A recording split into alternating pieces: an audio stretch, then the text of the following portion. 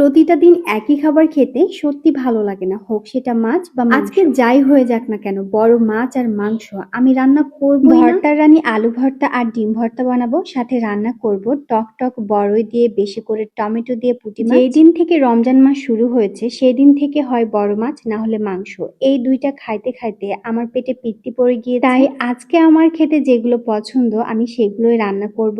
বেশি করে পেঁয়াজ আর কাঁচামরিচ কাটা দিয়ে দিলাম। এই পুঁটি মাছের সাথে আমার ছোটবেলার অনেক ইমোশন জড়াই আছে। আমাদের বাড়ির সামনে একটা পুকুর আছে, সেই পুকুরে যখন আমরা ছিপ দিয়ে মাছ ধরতাম, তখন যদি একটা এই পুঁটি মাছ আমাদের ছিপে উঠতো তাহলে কি যে খুশি হইতাম, এত বেশি আনন্দ পাইতাম যে বড় মাছ পাইলেও মনে হয় এত আনন্দ হতো না। বাসায় এসে মাকে বলতাম, এই একটা পুঁটি মাছ পাইছি, এটা আমাকে ভাজা করে। আমি 5 ফোড়ন গুঁড়া করে রেখেছিলাম পলিথিনে বেঁধে, মানে মশলার কৌটার প্রচুর অভাব আমার। সংসারের এই ছোট্ট ছোট্ট দরকারি জিনিসগুলো কেনার কথা বাজারে গেলে আমার মাথায় থাকে না। আমি যখন বাসায় থাকি তখন আমার মনে হয় এটা লাগবে ওইটা লাগবে, আর বাজারে গেলে আমি সবকিছু ভুলে যাই। রমজান মাসে লবণ ঠিকঠাক মতো হচ্ছে কিনা এইটা বোঝা একটা বড় প্যারা, বাট আলহামদুলিল্লাহ আমার তরকারিতে কখনোই লবণ বেশিও হয় না কমও হয় না, একদম পারফেক্ট হয়। টমেটো দিয়ে মাছ রান্না করতে তো ভালোই লাগে, তবে তার সাথে যদি শুকনা টক বড়ই দেওয়া যায় তাহলে আরো বেশি ভালো লাগে। তোমরা কে কে আমার মতো এইরকম বড়ই দিয়ে তরকারি রান্না করো অবশ্যই কিন্তু আমাকে কমেন্ট করে জানাও। সবগুলো মশলা দেওয়ার পরে এইভাবে মাখিয়ে নিয়েছি, আর তারপরে দিয়ে দিলাম পরিমাণ মতো পানি। এখন চুলায় চাপিয়ে দিব, তাহলেই হয়ে যাবে আমার পুঁটি মাছ। আমার মেয়েটা কোন মাছটা খাবে সেটাই আমাকে দেখাচ্ছে। কি মাছ খাবা আগে বলো?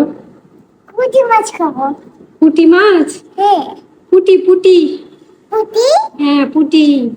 ও পুঁটি মাছকে কুটি মাছ বলছে, ওর কথা শুনতে কি যে মজা লাগে। আমার বাড়িতে ভর্তার সর্দার হচ্ছে আমার জামাই, ও অনেক ভালো ভর্তা বানাতে পারে। আমি সবকিছু রেডি করে দিয়েছি, আর ভর্তা বানানোর বাকি কাজগুলো সেই করে। ভর্তা ভাত পছন্দ করে না এমন মানুষ হয়তো খুঁজেও পাওয়া যাবে না। কোনো কারণে আমার যদি বাইরে খাওয়া দাওয়া পড়ে, মানে আমি যদি রেস্টুরেন্টে খাই, সেখানে গিয়েও আমি ভর্তা, অনেকেই ডিমের ভর্তা খেতে পারে না, বাট এইভাবে ডিমের ভর্তা বানালে অনেক বেশি টেস্টি হয়, একবার খেলে মুখে লেগে থাকার মতো। একটু গোটা ভাজা শুকনা মরিচ হলে আরো ভালো লাগতো, তবে রমজান মাস তাই আমি শুকনা মরিচটা অ্যাভয়েড করেছি, কাঁচা মরিচ দিয়েই সবগুলো ভর্তা বানাচ্ছি। আমার জামাই আমাকে ছোটখাটো এইরকম অনেক কাজে হেল্প করে বলে অনেকে আমাকে অনেক বাজে কথা বলে। আমার জামাইকে নাকি আমি জাদু করে রাখছি, তাদেরকে বলবো হ্যাঁ, আমার জামাইকে তো আমি ভালোবাসার জাদু অনেকদিন আগেই করে রেখেছি, তোমরা এতদিন পরে বুঝলাম। যাই হোক ময়নারা, আমার পক্ষ থেকে তোমাদের জন্য 3-4 বালতির সমবেদনা আমি দিতে পারলাম না। সবগুলো ভর্তা বানানো অলমোস্ট রেডি। এইদিকে আমার মাছ রান্নাটা অনেক টেস্টি হয়েছিল খেতে। আজকে আমি শান্তি করে ভাত খেতে পারবো, কারণ আমি ভর্তা লাভার।